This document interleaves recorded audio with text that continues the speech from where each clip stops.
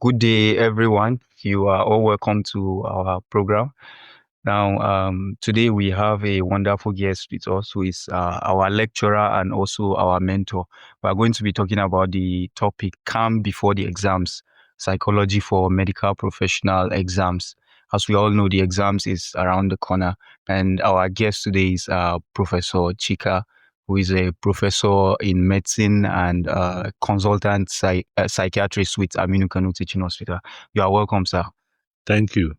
Okay, now, without taking much of the time, now we'll start by, sir, would like you to kind of open up the stage in one sentence to kind of like let us know what happens in the brain and body when someone gets exam panic as kind of like an opener, sir.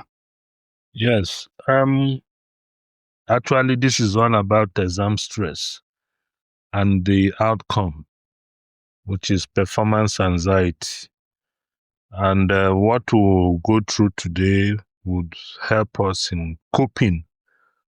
We know that stress is a natural thing that has been there with man. So during exam, when you have exam panic, what actually happens both in the brain and the body in one sentence? Yes. Your brain's alarm system, it's set on. You remember the amygdala? Yes, sir. Fear. It hijacks your thinking. So it floods you with stress hormones. Yes, sir. Do you remember the stress hormones? Yes, I like the serotonin. The cortisol, most important. Cortisol. And then you talk about the others. Yes, like the epinephrine, ACTH, ACTH. adrenaline, Yes, sir. and all the rest. Okay?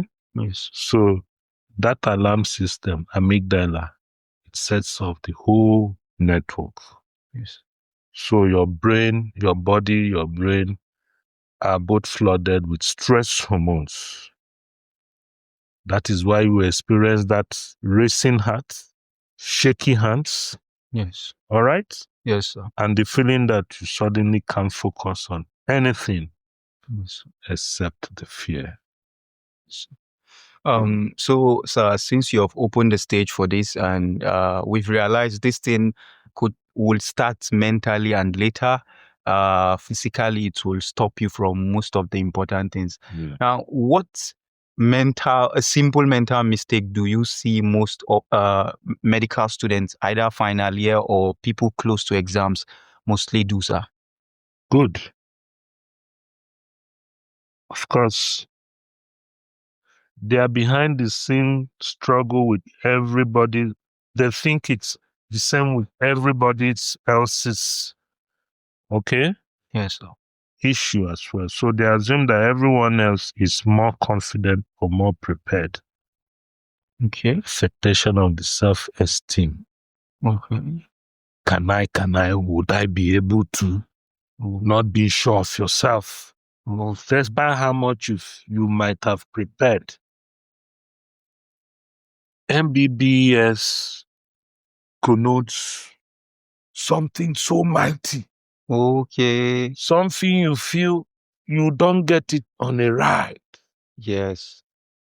That mindset makes it look like an unreachable desire. So no matter how much you seem to have prepared, Yes. you still feel alone and inadequate. Wow. All right. Okay. From what you have said, I realize that now it's kind of like there's a cognitive bias that we used to look into. Despite we kind of like going through the books, reading the notes and the classes, but despite that, used to feel like, yes, this thing, there's something special coming. I guess that's what you mean, sir. Something that does not come on a platter of gold. Yes, sir. Wow. So now, sir, how can you explain this concept of catastrophizing to a student? Beautiful. We just said something related to that earlier. Okay. When your mind takes a small problem, like a tough exam question, and turns it into a whole disaster movie where your entire life falls apart. Okay. It is the catastrophe. Wow. Negative mindset, the distorted thinking, catastrophizing. Yes. Right? Yes, sir. Oh, okay, sir. There's also this thing that if you realize, people that have repeat in medical school before, it seems to be like they are the ones still repeating again. And it makes people to have that mindset that if you receipt, or maybe let's say the end of posting exams, if you fail it, they used to feel like I will not be able to pass the final exams. So, sir, what does that really mean? Like, what practical reframe they can use to kind of like put that away from their mind? I love the way you're bringing up scenarios that are related to what we call distorted mindsets. Yes. Thoughts. These are all issues that have to do with our mindset. Distorted thoughts begets distorted emotions. There are sets of distorted thoughts. These distorted thoughts beget distorted emotions. And the emotions provoke negative behaviors. So one of such is, oh, if I can't do well in an exam, that means I'm just not good. So you will never see yourself as being good, being fit to become a doctor. Without realizing that there could have been issues that made you not to put in your best, which if you go back and reevaluate yourself and correct those things that made you not to put in your best, you can equally be like that student you think is a distinction candidate. Yes. So when you look at the past, okay, and then you don't pick that lesson, you only see yourself as a failure, it will not allow you to focus on the moment. Yes. And do well. Yes, sir. So of course you will fail again.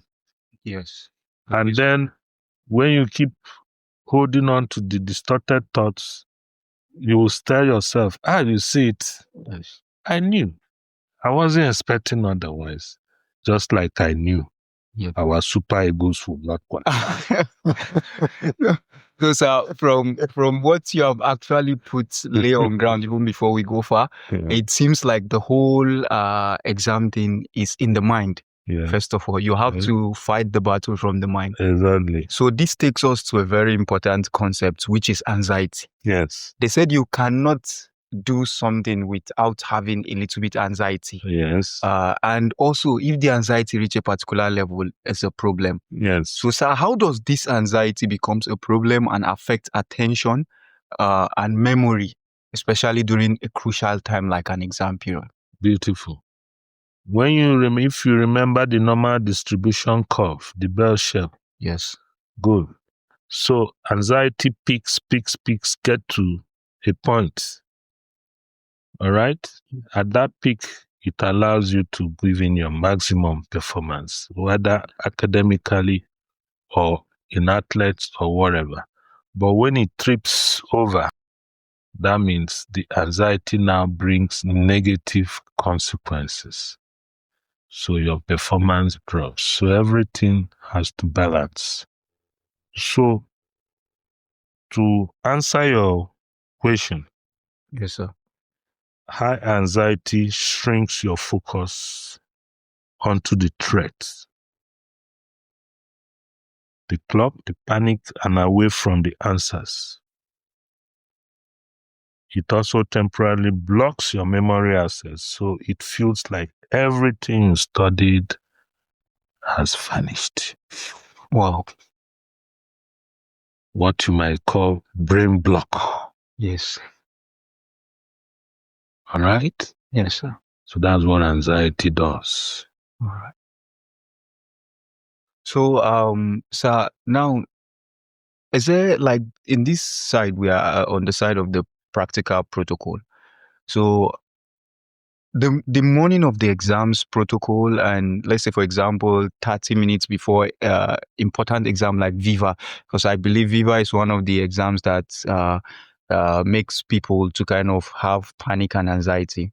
And during a blank moment in exams, okay, looking at these three scenarios, uh, is there a single protocol that somebody could do for it, or do they have different protocol to be able to, like, do for them, so that you'll be able to, like, manage that level? Because we know everyone will definitely feel something the morning before the exam, especially the final exam, and then 30 minutes before the Viva, when you are on the queue, and during a blank, especially when they give you the question paper, let's say you mistakenly read the first question you don't know out of the remaining question, and then you fill that blank.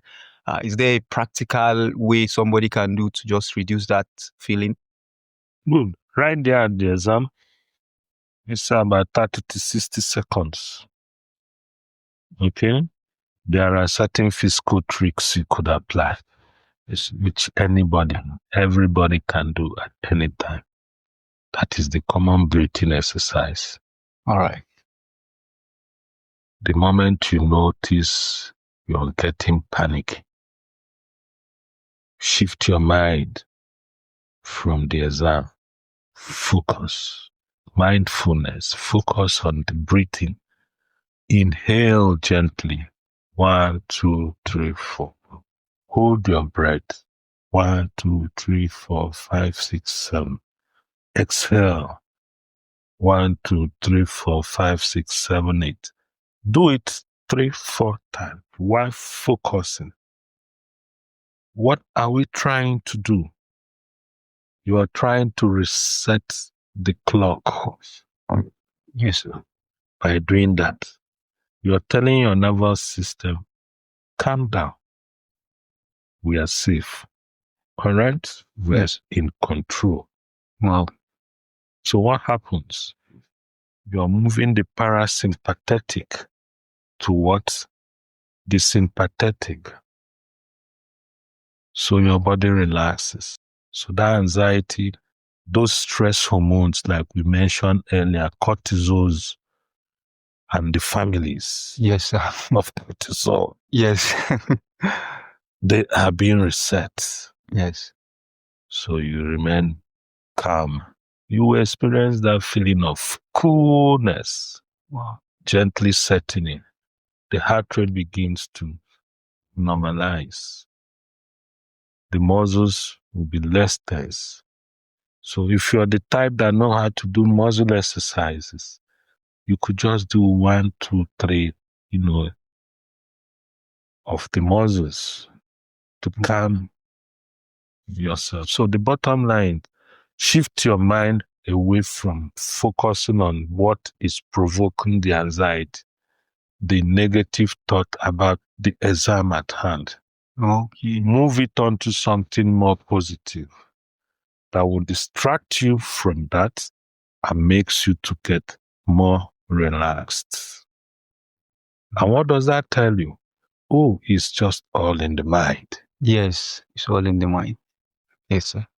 So now we go into the aspect of on propranolol, actually. So now, sir, in one line, what does propranolol do to the body for performance anxiety? We know what propranolol is, isn't it? Yes, sir. Good. We know that it is what? A beta blocker. It blocks the physical symptoms of anxiety. The racing heart, shakiness, sweating, so your body stops feeding panic back to your brain. A pharmacotherapy that does almost the same thing as the physical exercise I described earlier. Yes. Something to block the stressors from persisting. So, sir, when do you think somebody or first of all, sir, if you are to advise between the pharmacotherapy and the physical therapy for a person with just exam anxiety, which one will you advise, sir? And then what do you think the person should see before he would think of taking a tablet of it? Well, if you understand yourself well enough and you observe that those physical symptoms seem to overwhelm you, you can use one tablet. Yes, sir. However, it's usually advised that you take a medication after doctor's recommendation. Prescription, yes, sir. Yes. We know that for some reasons there are some categories of people who are not supposed to take drugs, non-selective beta blockers, yes. like propranolol. Yes. Take for an example, someone who is asthmatic, yes, or you have certain heart issues, or your blood pressure is low. Yes. You know, one of the things to do before you even prescribe propranolol, the diastolic blood pressure should not be less than 60. Okay. Wow. So that is why the earlier mentioned breathing exercise is more better. Other relaxation exercises for everyone. Yes. Use of chemicals, propranolol, might not be for everyone. Yes. So, sir, you've talked about some non-drug alternative earlier. So, sir, is there any additional non-drug alternative that you could bring up? In terms of the most of the problems are exams anxiety, and then few people tend to have psychosis though, but it's a little bit rare, but mainly with the exams anxiety, and then loss of, though the anxiety will make people lose hope sometimes. So is there any other alternative, non-drug alternative, and apart from the one we talked, breathing exercise? the non-drug alternative, remember that it applies to everyone. Yes. Good sleep, good diet, program yourself, have routines, okay, good study habits that should build more confidence in you. Yes. All right? Yes, sir. These are all things that if you have been used to doing and you have your routine, they build the self-confidence. Yes. That even during the exam, you have every reason to believe you are well prepared for it. Yes. Okay, sir. Now, I believe we should bring in some little bonus, which is related to your course, sir, which is psychiatry. Sure. Some common things in psychiatry, for example, like we have things like schizophrenia. Yes. We have psychosis. We have delirium. And I think substance abuse. I believe these are common things in psychiatry. Yeah. Okay, sir, can we a little bit look brief into, for example, schizophrenia, a student preparing for exams, what are the little things you need to know with regards to schizophrenia, maybe psychosis, delirium, and substance use disorder? Okay.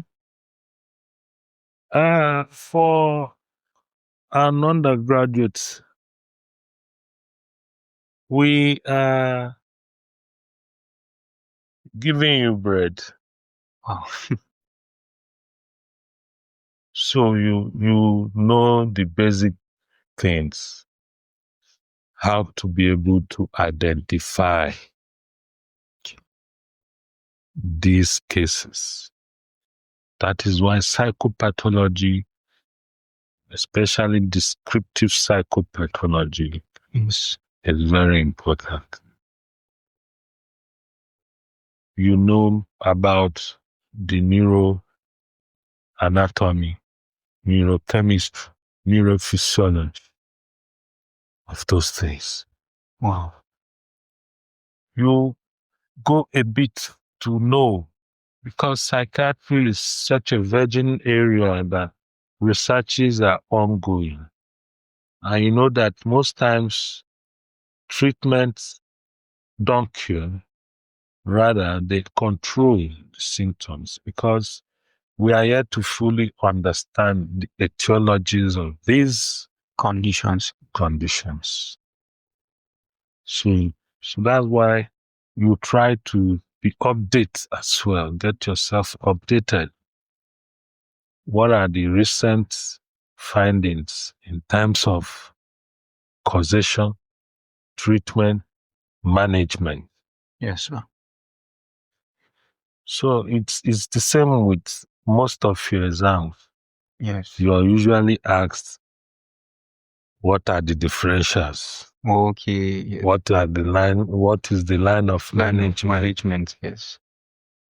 Huh?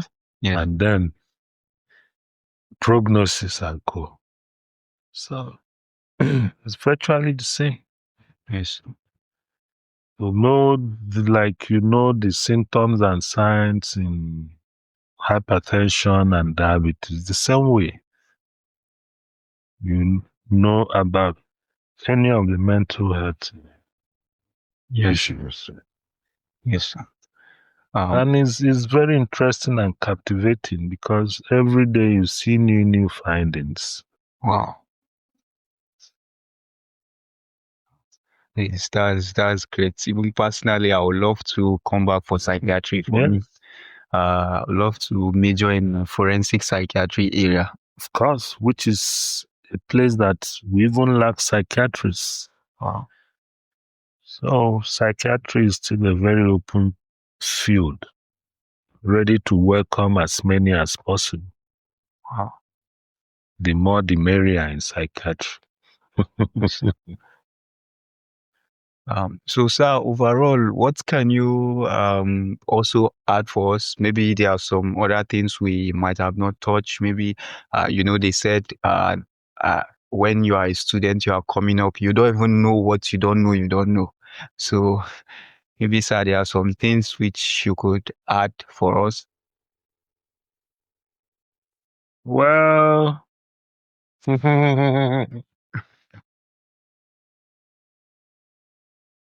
okay. Focusing on why we had this. Yes, sir. Fear, exam, anxiety. So, what are the things, takeaways to help you? Yes, sir. Reframe your thoughts. In CBT, will say you challenge the negative thoughts. Okay. What's the actual evidence for this fear? Maybe sure you prepared for the exam. Yes. Is there any reason for me to be afraid? Of course. The rightful answer for one who is fully prepared for the exam is what? No. No. So this fear, is it appropriate? You're reframing your mindset. You bring in more positive aspect of consideration. So yes, I know I read very well for this area, and I know I revised with my colleagues, and I know I don't see any reason to even be this afraid, because I've always believed I would pass, I would do well. By the time you change your mindset, you become more positive. The situation, the behavioral response, the emotional response, everything begin to change and fall in line. Wow.